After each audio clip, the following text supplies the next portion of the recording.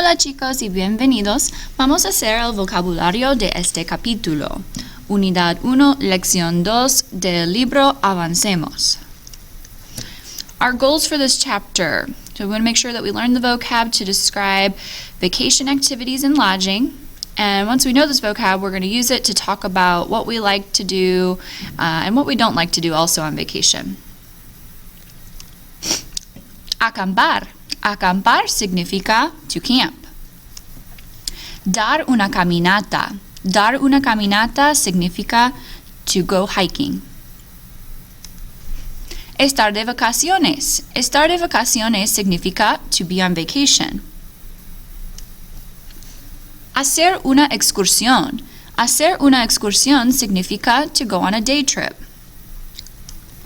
Mandar tarjetas postales. Mandar tarjetas postales significa to send postcards. Montar a caballo. Montar a caballo significa to ride a horse. Pescar. Pescar significa to go fishing. El tiempo libre. El tiempo libre significa free time. Tomar fotos. Tomar fotos significa to take photos. El turista o la turista, tourist. Ver las atracciones. Ver las atracciones significa to go sightseeing. Visitar un museo. Visitar un museo significa to visit a museum. El alojamiento. El alojamiento significa lodging. El ascensor. El ascensor significa elevator. La habitación. La habitación significa hotel room. La habitación doble significa a double room. La habitación individual significa a single room. Hacer una reservación significa to have a reservation. Tener una, or to make a reservation. Tener una reservación significa to have a reservation. So to make or have a reservation. El hostal. El hostal significa hostel. Remember, a hostel is kind of like a hotel.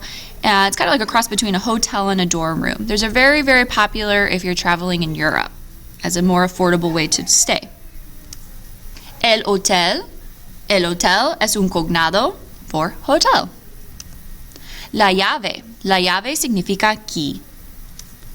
La recepción. La recepción significa reception desk, where you check in. El anillo. El anillo significa ring.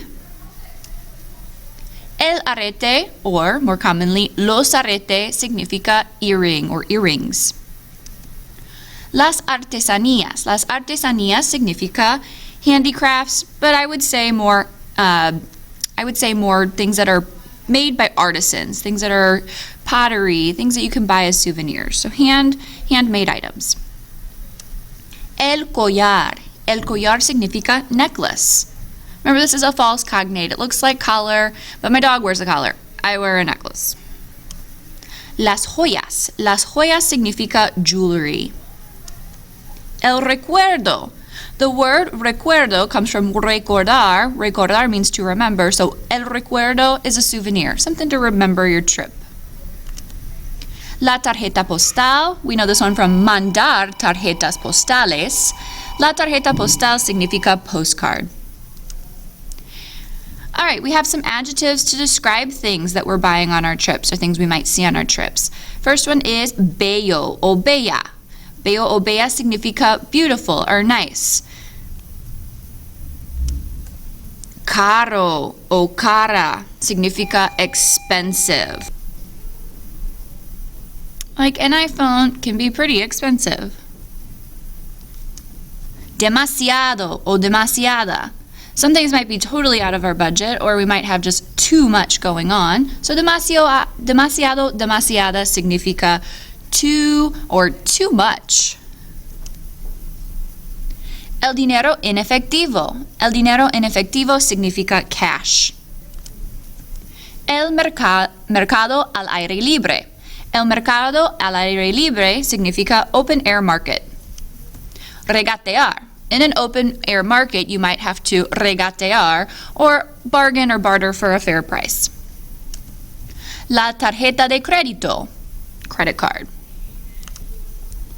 Le dejo, and this is a phrase that you might hear at a market to mean that I will give you this many for this much. Me gustaría. Me gustaría significa I would like. You might use this at a restaurant to say what you'd like to order or in a market to say what you'd like to buy. Podría ver.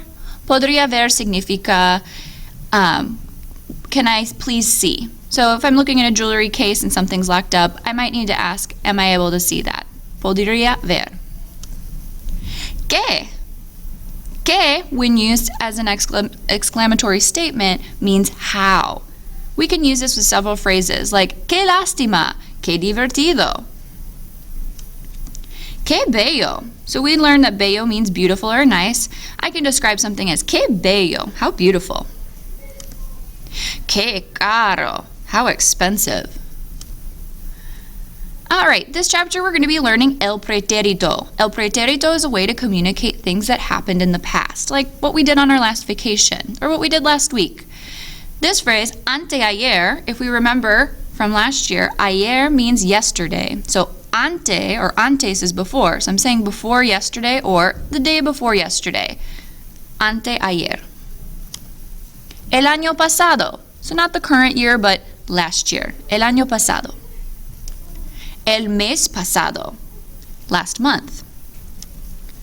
Y finalmente, la semana pasada. Last week.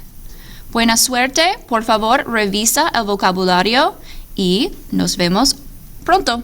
Chao. Adiós.